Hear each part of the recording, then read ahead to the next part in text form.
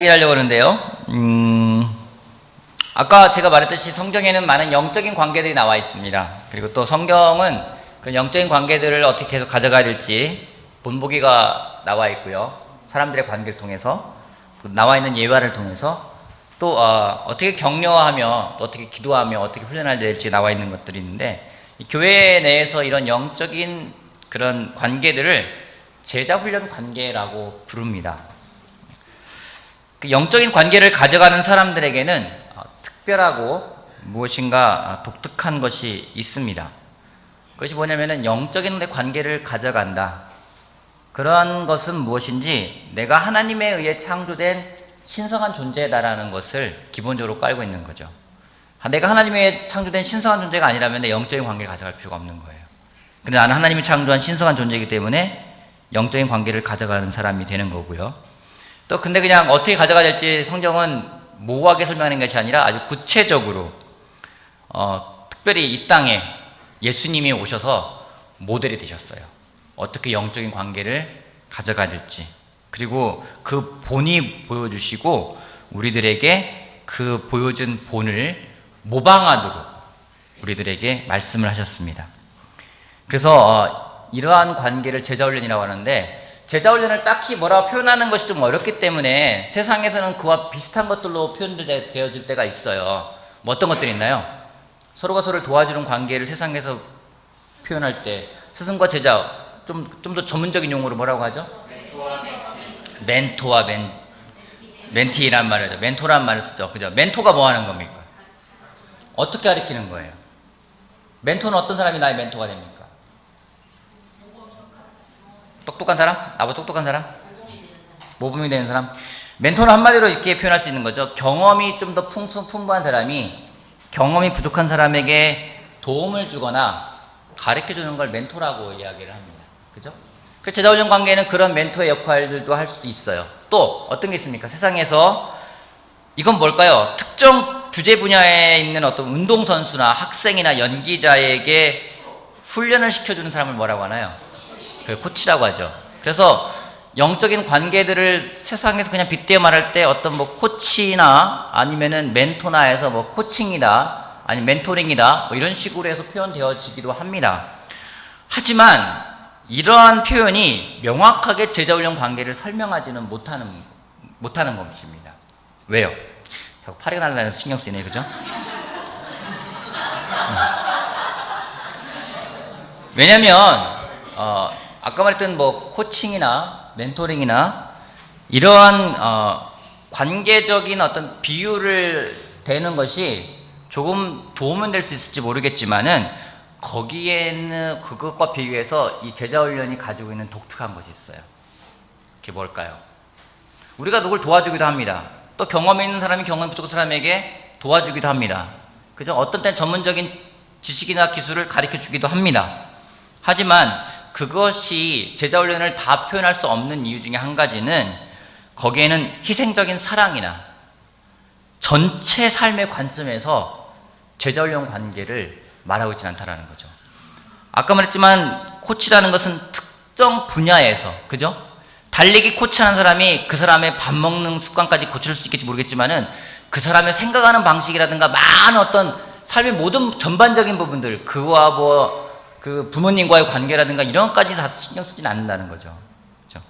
그래서 특정 분야이지만은 이 제자훈련이라는 것은 그 모든 것과 더불어서 희생적인 사랑과 전체적인 삶의 관점에서 도와준다는 것이 가장 큰 차이점이 하나가 아닐까 생각합니다. 그래서 오늘은 신약 성경에 표현되어 있는 예수님이 말씀하신 제자훈련과 그것을 답습한 사도행전에서 그 초대교회의 모습과 또 그것을 전했던 바울의 모습과 또 바울이 전할 때 그 교회의 모습과 또 바울이 직접 제자훈련된 사람들과 더 나아가서 요한계시록에서는 과연 제자훈련에 대해서 어떻게 표현되어지고 있는지 오늘 쭉 한번 배워보도록 할게요. 그러면 여러분들이 성경적인 관점에서 한번 이 제자훈련이 어떤 건지를 보도록 하겠습니다. 먼저 복음서에는요, 제자훈련이 나타나 있어요. 근데 제자훈련이 복음서에 나타난 제자훈련은 예수님에 의해서 만들어졌다라는 거죠. 그죠? 제자훈련이 딴 데 만들어진 게 아니라 예수님에 의해서 만들어진 제자훈련의 패턴이 담겨 있는 게 복음서라는 겁니다. 예수님은 세상에 전하기 위한 가장 중요한 메시지를 가지고 이 땅에 오셨어요. 그는 군중들에게 가르치셨습니다.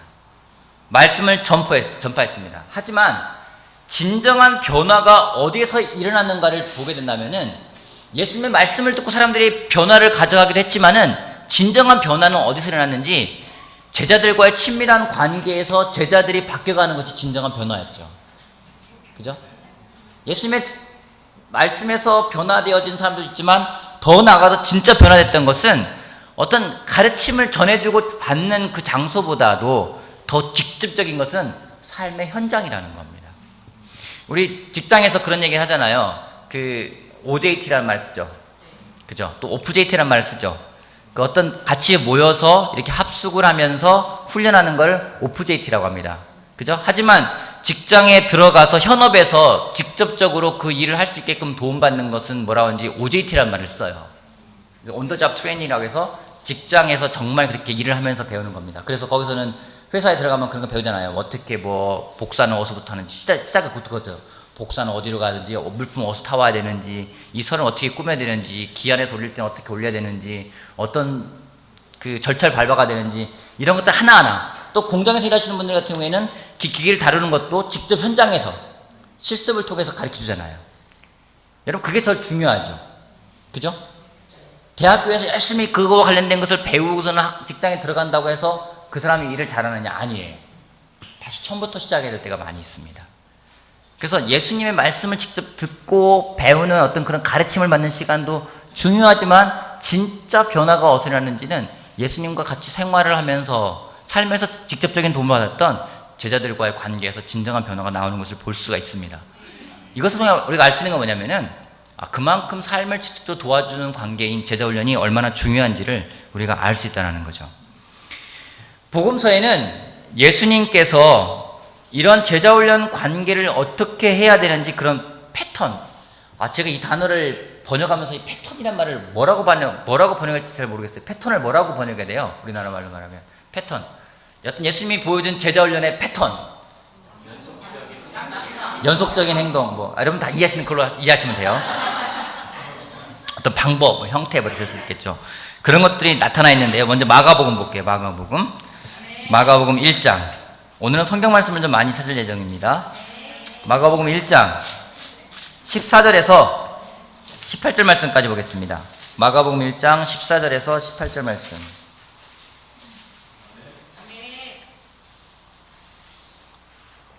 (14절부터) 18절 말씀까지 한번 같이 읽어볼게요. 요한이 잡힌 뒤에, 자 시작. 요한이 잡힌 뒤에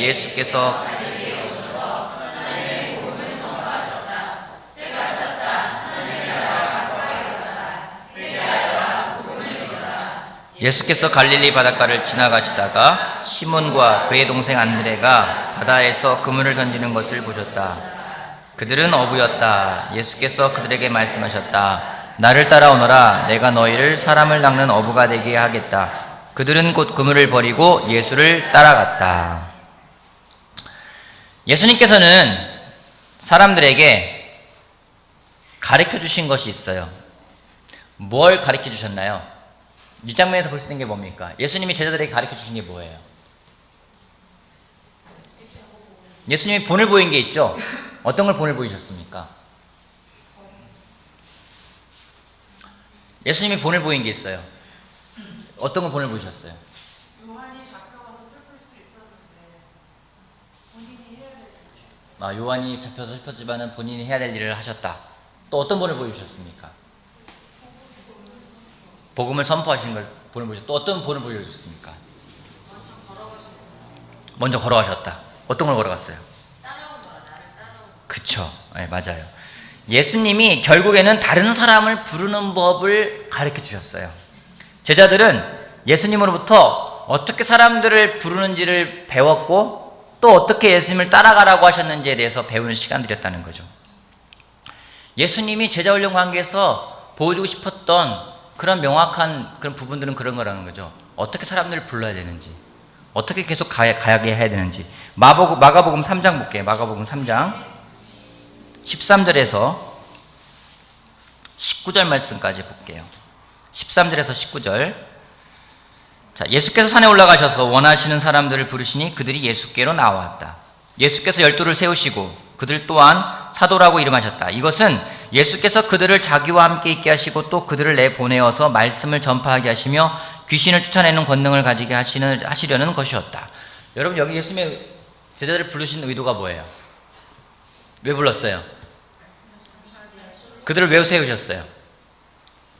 그들을 세우시고 그들을 자기와 함께 있게 하시고 또 그들을 내보내어서 말씀을 전파하게 하시고 귀신을 내어 쫓아내는 권능을 가지게 하시려는 것이었다는 거죠. 예수님이 사람을 부를 때 그냥 아무 생각 없이 부른 게 아니라는 거예요. 명확한 기대가 있었고 그 기대는 매우 구체적이었다는 겁니다. 제자 훈련에 대한 목적과 기대가 무엇인지가 나와 있는 구절이 이거라고 저는 생각을 합니다. 사람들에게 3년 동안, 제자들에게 3년 동안 어떻게 사랑해야 되는지, 어떻게 무용화해야 되는지, 또 어떻게 격려해야 되는지 그런 시간들을 보내시면서 결국 그들이 무엇을 해야 될지에 대해서 예수님은 명확하게 보여주셨습니다. 요한복음 13장 말씀 볼게요. 요한복음 13장 34절부터 35절까지 같이 읽어볼게요. 34절, 35절. 요한복음 13장 34절, 35절. 이제 나는, 거기 볼게요. 이제 나는, 자, 시작. 이제 나는 너희에게 새 계명을 준다. 서로 사랑하여라.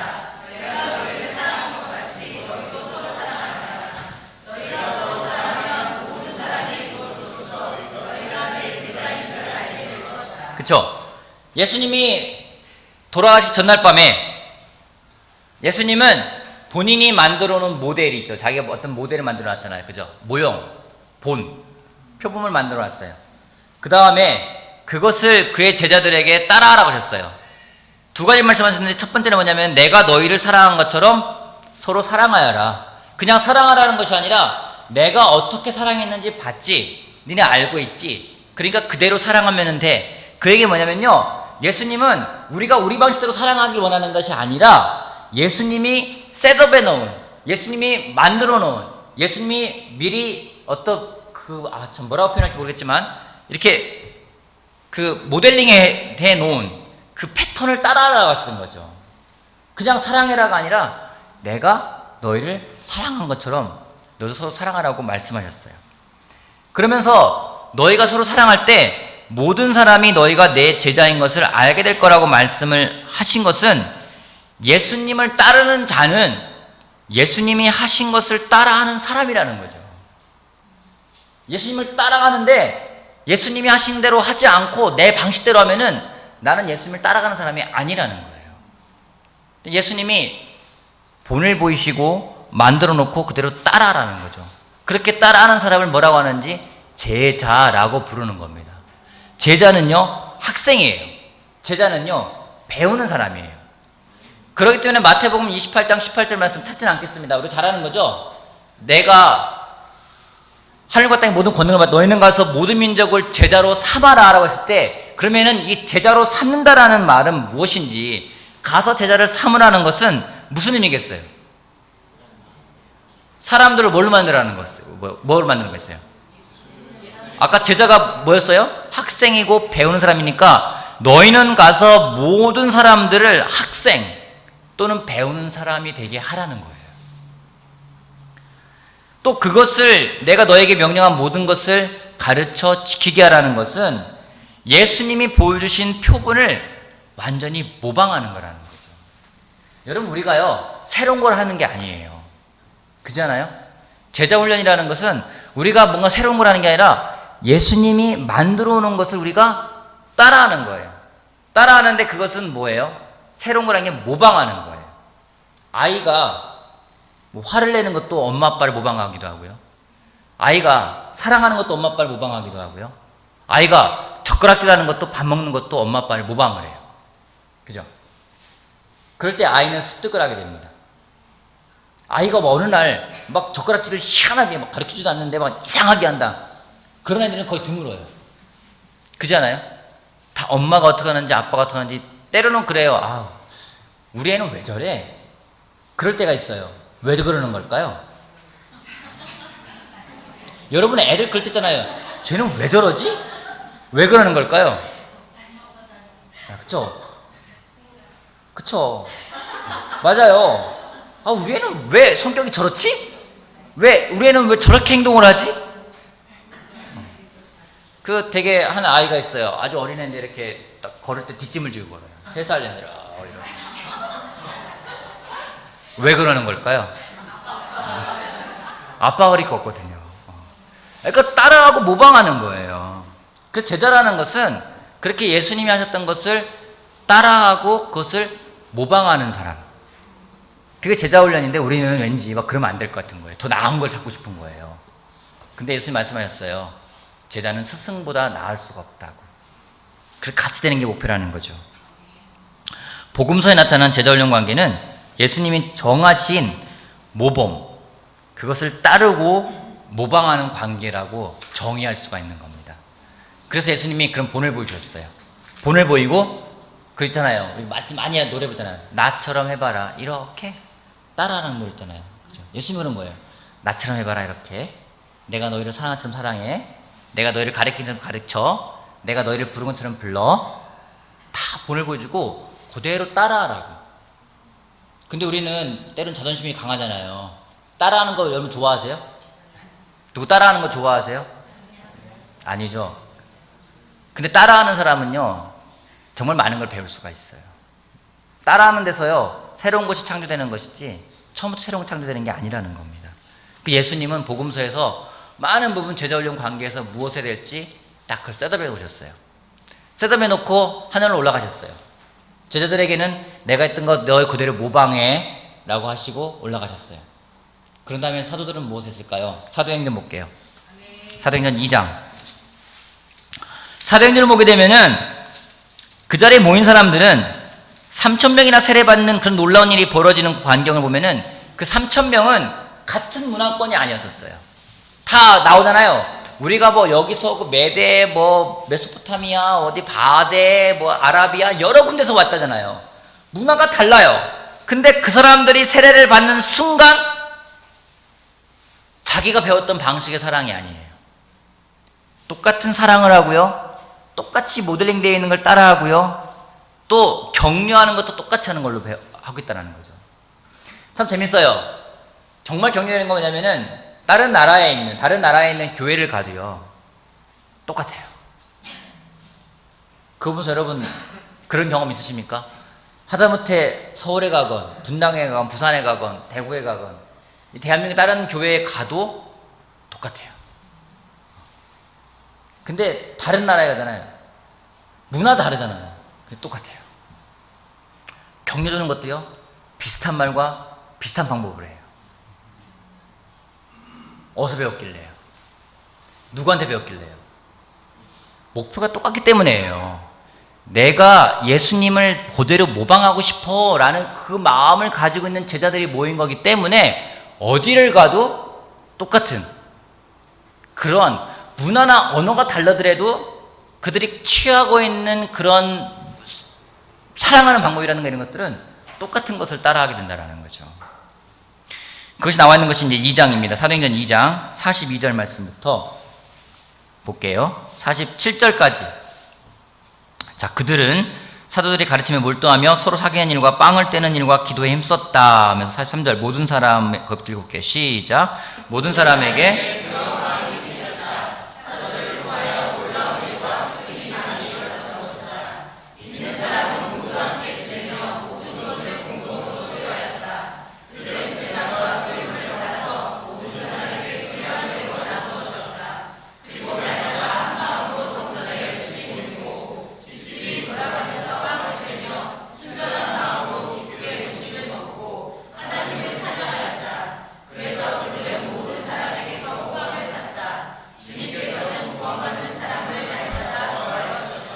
그들이 함께 똑같이 한 게 뭡니까? 똑같이 성찬을 했어요. 또 뭘 했습니까? 기도도 했어요. 또 뭘 했습니까? 모이는데 힘을 썼어요. 그죠? 그들은 함께 매일 지속적으로 하는 것에 헌신했어요. 무엇인가를 그냥 단발성으로 한 게 아니라요. 그들이 했던 거냐면은 그것을 계속 지속적으로 하는 데 힘을 썼어요. 또 하나 볼게요. 4장 32절 볼게요. 4장 32절. 4장 32절. 자, 많은 신도가 다 한 마음과 한 뜻이 되어서 아무도 자기 소유를 자기 것이라고 하지 않고 모든 것을 공동으로 사용하였다. 사도들은 큰 능력으로 주 예수의 부활을 증언하였고 사람들은 모두 큰 은혜를 받았다. 그들 가운데는 가난한 사람이 한 사람도 없었다. 땅이나 집을 가진 사람들은 그것을 팔아서 그 판돈을 가져다가 사도들의 발 앞에 놓았고 사도들은 각 사람의 필요에 따라 나누어 주었다. 모든 믿는 사람이 하나였고요. 그들 가운데 필요가 있는 사람은 없었다고 이야기를 하고 있어요. 또 하나 볼게요. 사도행전 11장. 사도행전 11장. 26절 말씀. 같이 볼게요. 같이 읽어볼게요. 사도행전 11장 26절. 그를 만나, 자, 시작. 그를 만나 안디옥으로 데려갔다.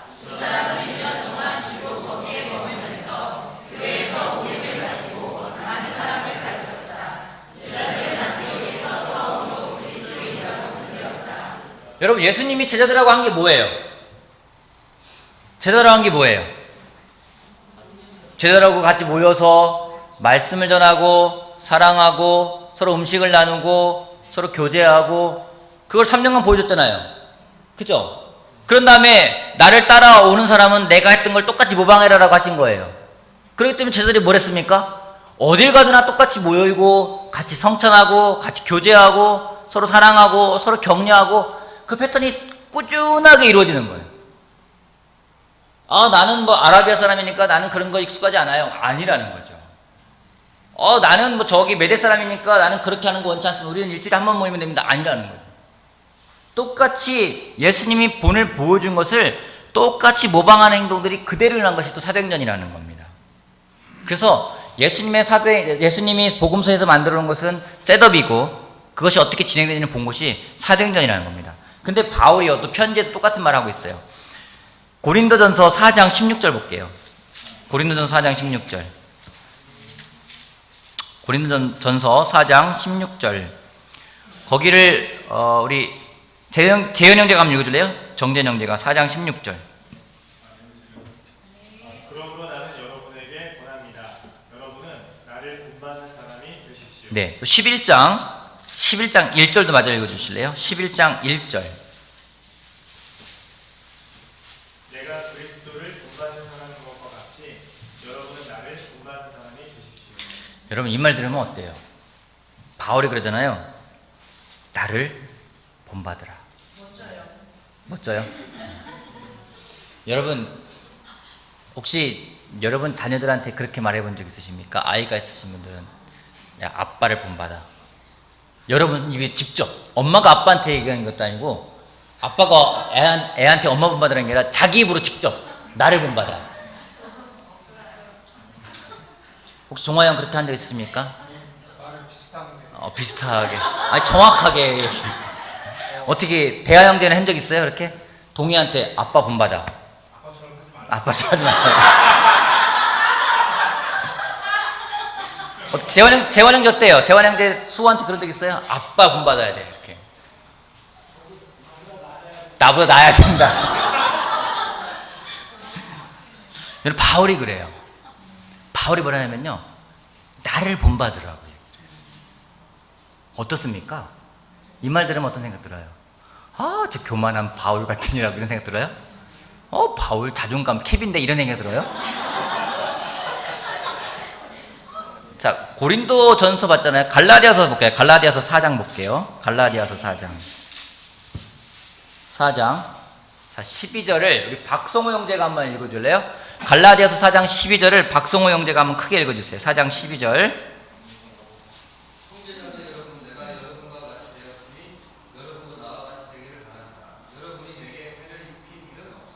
바울이 그래요. 여러분도 나와 같이 되길 바란대요. 심지어 결혼도 안 했는데 나와 같이 되길 바란대요. 아까 고린도전서에서는 나를 본받으십시오. 갈라디아서는 나와 같이 되길 바랍니다. 빌립보서 볼게요. 빌립보서 3장. 빌립보서 3장 17절. 거기를 우리 박동호 형제가 한번 읽을래요? 3장 17절.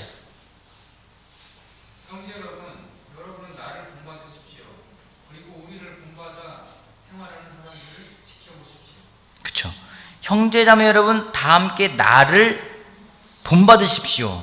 여러분이 우리를 본보기로 삼은 것 같이 우리를 본받아서 사는 사람들을 눈여겨보래요. 나를 본받는 것뿐만 아니라 나를 본받아 사는 사람들을 또 눈여겨보라는 거예요. 또 그럼 그 사람들도 본받으라는 거잖아요. 그죠? 자, 여기 계속 볼게요. 데살로니가 후서 3장 볼게요. 데살로니가 후서 3장. 데살로니가 후서 3장 7절. 거기 동일 형제가 한번 읽어줄래요? 3장, 데살로니가전서 3장, 후서 3장 7절. 우리를 어떻게 본받아야 하는지를 여러분이 잘 알고 있습니다. 우리는 여러분 가운데서 무절제한 생활을 한 일이 없습니다. 이제는 더 한 수 더 나가서 그래요. 나를 본받는 게 아니라 여러분들은 우리를 어떻게 본받아야 하는지 알고 있다라고 이야기를 하고 있어요. 마지막으로 데살로니가 후서 3장 9절 말씀 거기 한번 같이 한번 읽어볼게요. 9절. 그것은 자 시작. 그것은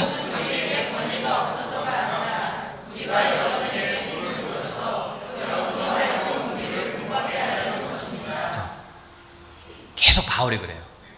본받으라. 제가 설교 준비하면서 그 생각 들었어요. 내가 이 말 할 수 있을까? 여러분들 나를 본받으십시오. 잘 못하겠더라고요. 혹시 이 방 안에서 나를 본받으십시오 라고 말하는 사람이 있을까요? 그렇게 말하고 싶은 사람 한번 손을 한번 들어보세요. 우리 말할 수 없지 말하고 싶다 한번 손 한번 들어봐 주세요.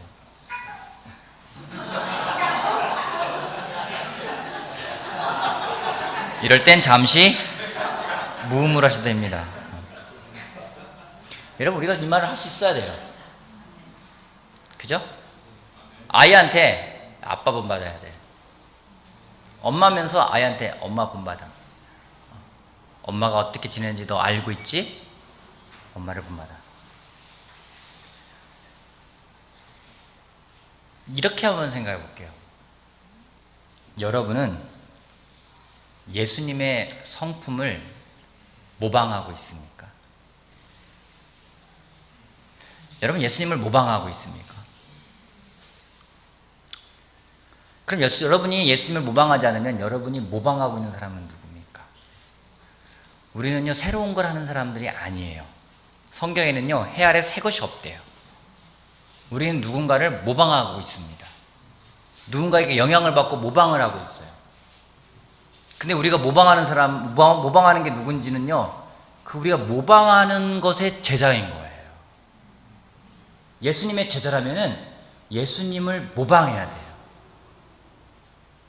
예수님처럼 되길 바라는 거지만 예수님처럼 될 수는 없을 것 같아요.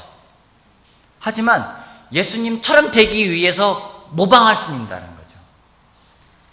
그 단계를 밟아가야 되는데 바울이 자신 있게 이야기해요. 나를 본받으라고.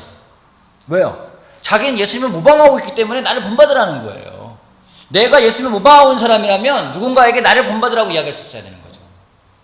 이게 교만한 말이 아니에요. 이건 자존감 높아서 하는 말도 아니에요. 이건 믿음이 있게 하는 말인 거예요. 저는 이 자리에 있는 우리 모두가 다 이 말을 할 수 있는 사람이 되길 바랍니다. 저를 포함해서요. 나를 본받으십시오. 나를 모방하십시오. 예수님은 나를 따르라는 표현으로 말씀하셨지, 다시 돌려 말하면요, 나를 모방하라는 얘기예요. 우리가 과연 누구를 모방하고 있는지, 예수님의 성품을 모방하고 있는지 다시 한번 돌이켜보는 시간이 되길 바라겠습니다. 그럼 바울이 교회에다가는 막 이렇게 이야기하면서 자기가 도와주는 제자들한테는 어떻게 되었을까요? 디모데 전서 볼게요. 디모데 전서 1장 2절 보면은 믿음 안에서 나의 참아들이 된 디모데에게 이 편지를 씁니다.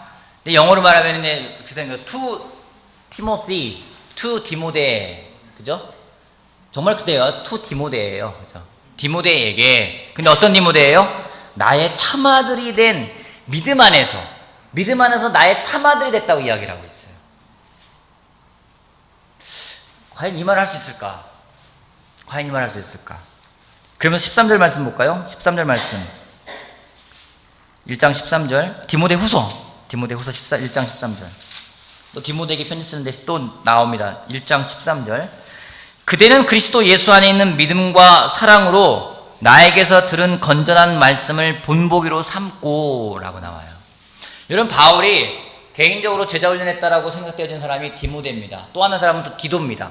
디도에게도 비슷한 말을 했어요. 디도서, 그 다음에 나온 디도서 볼게요. 디도서 1장 4절. 나는 같은 믿음을 따라 진실한 아들이 된 디도에게 이 편지를 씁니다. 또 마찬가지예요. to 디도. 어떤 디도예요? 믿음 안에서 같은 믿음을 따라서 진실한 아들이 있대요. 여러분, 바울이 디모데나 디도를 생각할 때 그냥 내 제자 아니에요. 아들이라고 얘기를 했어요. 아들이라고. 정말 사랑하는 아들이요. 얼마나 사랑하는지를 알 수가 있다는 거죠. 근데 여러분, 재밌는 게 한 가지 있습니다. 제가 공부하면서 본 게 뭐냐면은, 바울이 나를 본받으십시오, 나를 본받으십시오 아까 했잖아요. 거기가 어떤 교회였습니까? 고린도. 또 어디였습니까? 갈라디아 교회. 또 어디였습니까? 빌립보 교회. 또 어디였습니까? 데살로니가. 근데 재밌게 나를 본받으십시오라고 했던 표현한 교회는요, 딱 이 네 교회밖에 없어요. 로마 교회 표는 편지에요. 나를 본받으시오라는 표현이 안 들어가 있어요. 다른 교회에다 보낼 때 이런 표현이 들어가 있지가 않아요. 에베소 교회에다가도 쓰진 않았어요. 근데 이 네 교회는 어떤 교회냐면요, 바울이 직접 세운 교회예요. 바울이 직접 세운 교회에게다가는 나를 본받으십시오라고 얘기를 했어요. 근데 이미 세워져 있는 에베소 교회라든가 이미 다른 사람이 세워놓은 로마 교회라든가 이런 교회에다가는 나를 본받으십시오라고 쓰진 않았어요. 왜 그랬을까요? 왜 그랬을까요? 여러분이 혹시 나를 본받아라고 말할 수 있는 사람이 있다면 누굴까요?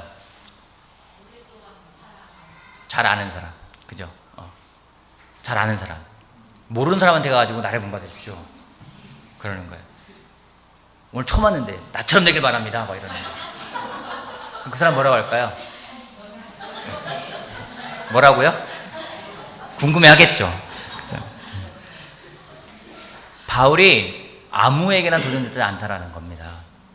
디모데나 디도에게 바울이 얼마나 사랑하는 마음을 가져갔는지 우리가 알 수 있다는 거죠. 그 제자 훈련의 가장 기본이 되는 것은 사랑이라는 겁니다. 또 하나 보면은요, 이제 이것이 계속 숙성돼 가지고 히브리서로 넘어가면 히브리서 볼게요. 5장. 자, 거의 다 끝나갑니다. 이제 히브리서 5장 11절부터. 자, 멜기세덱에 관하여 할 말이 많이 있지만 여러분의 귀가 둔해진 까닭에 설명하기 어렵습니다. 시간으로 보면 여러분은 이미 교사가 되어 있어야 할 터인데 다시금 하나님의 말씀을 초보적인 원리들을 남들에게서 배워야 할 처지에 놓여 있습니다. 여러분은 단단한 음식물이 아니라 젖을 필요로 하는 사람이 되었습니다. 젖을 먹고 사는 이는 아직 어린아이이므로 올바른 가르침에 익숙하지 못합니다. 그러나 단단한 음식물은 장성한 사람들의 것입니다. 그들은 경험으로 선과 악을 분별하는 세련된 지각을 가지고 있는 사람들입니다. 여러분, 여기에 나와 있는 그리스도인들은 어떤 사람들입니까? 여기서 말하는 그리스도 어떤 사람들이에요? 저분 이들은 성숙한 사람 됐습니까? 아니에요. 성숙하지 않았어요. 이들은요, 애석하게도 오래된 크리스찬임에 틀림없지만은 이들은 성장하지가 않았습니다. 그렇기 때문에 이 히브리서를 쓴 사람은 뭐라고 하는지 훈련과 반복을 통해서 성숙한 단계로 나아가라고 격려하고 있어요. 격려하고 있어요. 또 12장 볼게요. 12장. 히브리서 12장 1절부터 3절까지 같이 봅시다. 그러므로부터 읽어볼게요. 그러므로 시작. 그러므로 이렇게 구름대와 같이 수많은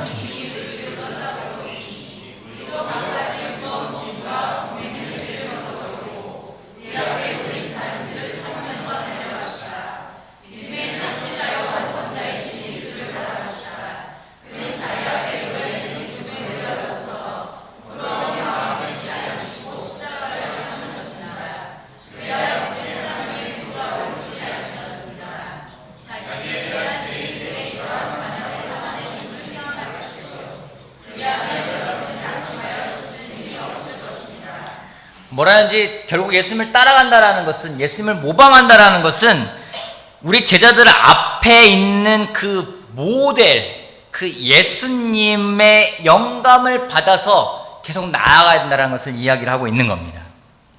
마지막으로 히브리서 13장 7절 말씀 보면요. 히브리서 13장 7절.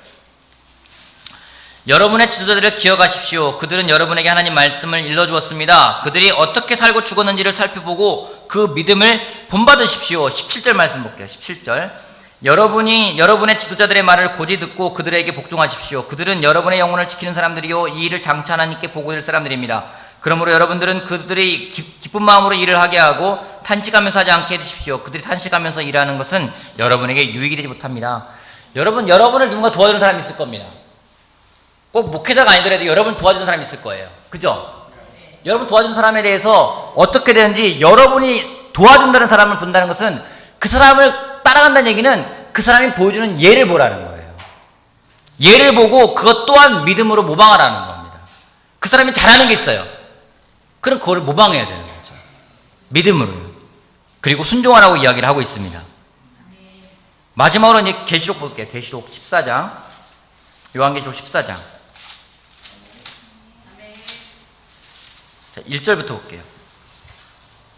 1절부터 5절까지.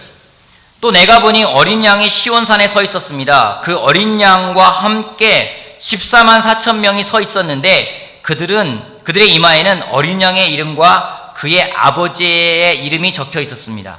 그리고 나는 많은 물이 흐르는 소리와도 같고 큰 천둥 소리와도 같은 음성이 하늘에서 울려오는 것을 들었습니다. 내가 들은 음성은 검은 고를 타고 있는 사람들의 노랫가락 같았습니다. 그들은 보좌와 네 생물과 그 장로들 앞에서 새 노래를 부르고 있었습니다. 땅에서 구원을 받은 14만 4천 명 밖에는 아무도 그 노래를 배울 수 없었습니다. 그들은 여자들과 더불어 몸을 더럽힌 일이 없는 정절을 지킨 사람들입니다. 그들은 어린 양이 가는 곳이면 어디든지 따라다니는 사람들입니다. 그들은 사람들 가운데서 하나님과 어린 양에게 드리는 첫 열매로 구원을 받았습니다. 그들의 입에서는 거짓말을 찾을 수 없었고 그들에게는 흠잡을 데가 없었습니다. 여러분, 구원받은 사람들을 말하고 있어요. 우리가 자주 쓰는 14만 4천 명, 우리가 자주 쓰는 건 아니죠. 세상에서 많은 사람들이 자주 쓰는 14만 4천 명, 구원받은 사람들. 어떤 사람들이 구원받은 사람들이에요? 어떤 사람이었어요? 뭐라고 나와 있습니까? 어떤 사람들이었습니까? 4절 말씀 볼게요. 그들은 여자들과 더불어 몸을 더럽힌 일이 없는 정절을 지킨 사람들입니다. 그러면서 그들은 어린 양이 가는 곳이면 어떤 사람들이라고요? 어디든지 따라다니는 사람들이었다고 얘기했어요. 아까 말했죠. 예수님 뭐라 했습니까? 제일 처음에 마가복음에서 제일 처음에 가르친 게 뭡니까? 나를 따라오라고요. 그죠? 근데 14만 4천 명에 속한 사람들은 어떤 사람인지, 어린 양이 가는 곳, 어린 양이 누구예요? 예수님이 가는 곳이면 어디든지 어떤 사람이라고요? 따라간 사람들이라고요.